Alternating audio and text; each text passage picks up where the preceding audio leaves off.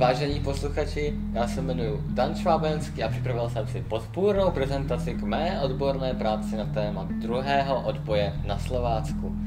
Co se týče územního vymezení mé práce, tak v roce 2024 Slovácko dělíme do 3 politických okresů, a to sice Břeclav, Uherské Hradiště a Hodonín.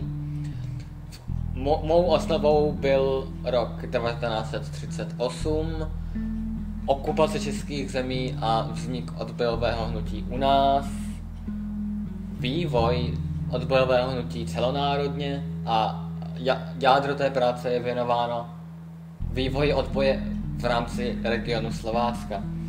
Práci jsem zakončil osvobozováním celé oblasti v dubnu 1945 v rámci bratislavsko-brněnské operace Rudé armády. Co se týče roku 1938, tak bych chtěl jenom poznamenat, že ačkoliv v práci používám termín Sudety, sudetoněmecké a podobně, tak já ten termín osobně nemám rád a je to z toho důvodu, že ten termín neoznačuje německý kmen nebo nějakou německou identitu, protože sudetští Němci se nevnímali jako sudetští Němci, oni se vnímali jako Rakušané, Bavorové a podobně. Ten termín ve své podstatě označuje etnografické osídlení českého pohraničí německým obyvatelstvem, které nebylo jednotné. Co se týče doby po Mnichovské dohodě, tak bych chtěl poznamenat, že většina lidí má tendenci tohle období přecházet, jako by se nic důležitého neudálo. Ono to není hned tak očividné, ale ona se udála důležitá věc v tom, že čeští lidé měli půl roku doby na přemýšlení, co bude zítra, protože všem bylo jasné, že pomíchovský stav věcí rozhodně není konečný, a proto když dojde k okupaci v březnu 1939, čeští lidé už jsou duševně připraveni na odbojové hnutí a kvůli tomu vzniká okamžitě. Taky bych chtěl poznamenat, že Sergej Inger, jeden ze zakladatelů Obrany národa, se narodil v oblasti, a to sice ve Vlkoši Kyjova.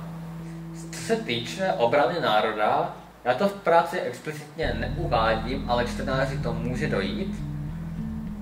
Struktura Obrany národa je totožná s organizací předválečné československé armády. Kvůli tomu ona utrpí obrovské ztráty zatýkáním, ale tady tato struktura dává logiku, protože český odboj, respektive Obrana národa, se připravovala na celonárodní povstání a kvůli tomu se lidé mezi sebou museli znát. Já bych chtěl ještě poznamenat, že ačkoliv moje práce je věnovaná odbojářům z této oblasti, tak si můžete všimnout, že tam skoro žádný z nich nemá fotografii, až ta Stanislava Adama. Ono to není tím, že já bych je tam nechtěl dát, ale protože se celou prací táhne to, že jsem neměl dostatek archivních zdrojů, proto některé oblasti jsem nepokryl vůbec. To není způsobené tím, že bych nechtěl, ale protože to nebylo možné. A taky jsem nikde nenalezl fotografie těch lidí, o kterých mluvím. Zahraniční odboj podporoval domácí odboj, protože český domácí odboj by nemohl dlouhodobě fungovat, pokud by nedostal pomoc zvnějšku. Nejvýznamnější pomoc zvnějšku bylo dodání radiostanic na spojení s Londýnem. Pro mnou sledované území jsou relevantní 3 výsadky, a to sice zink, karbon a klej. Já bych chtěl jenom poznamenat, že je zajímavé, že všichni 3 velitelé těchto výsadků jsou z rámci oblasti, což uvádím v poznámkovém aparátu. K bratislavsko-brněnské operaci bych jenom podotknul, že bychom si měli uvědomit širší strategický kontext východní fronty na jaře 1945, a to sice ten, že v totožné době, kdy probíhá bratislavsko-brněnská operace, probíhá ostravská operace 4. ukrajinského frontu a zároveň jsme na pobočném směru východní fronty, vzhledem k tomu, že hlavním směrem sovětské ofenzívy bude Berlín. Co se týče mého závěru, tak bych chtěl podotknout, že v české společnosti ani v žádné jiné nemáme pouze absolutní hrdiny a lidi nezúčastněné, ale musíme mít i spolupráci s nepřítelem. A to jsem v mé práci zastoupil v osobách Viktora Ryšánka a Karla Paprskáře. protože mají dosah v mé práci, který je popsán. Oni oba dva mají stejný příběh, a to sice ten, že oba dva byli reálnými členy obrany národa, jenomže je gestapo zatklo a zlomilo do spolupráce tím, že jim položilo otázku, jestli chtějí zemřít nebo spolupracovat. Tihle dva se tedy rozhodli pro spolupráci, aby zachránili svůj vlastní život.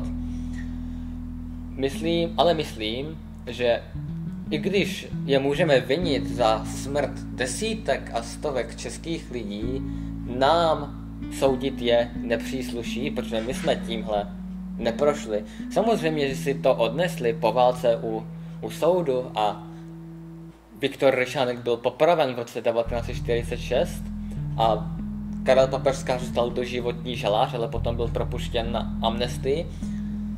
Ale my nevíme, co to tehdy znamenalo, jejich situace. Myslím také, že český odboj je úměrný tvrdosti německého okupačního aparátu, protože on obecně platí po celé Evropě.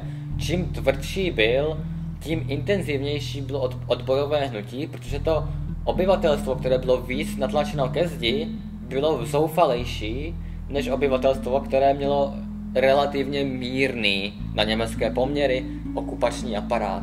Proto nejliberálnější režim byl v Dánsku a Norsku. Já neříkám, že tam nedocházelo k excesům, ale byly rozhodně méně četné. Za to nejvýznamnější odbojové hnutí jsou skutečně na území Sovětského svazu a Jugoslávie, ale tam je to způsobené tím, že civilní obyvatelstvo nebylo v bezpečí nikdy, a to ani v případě, že se ničeho neúčastnilo, že chtělo prostě jenom žít, ono mohlo být kdykoliv povražděno.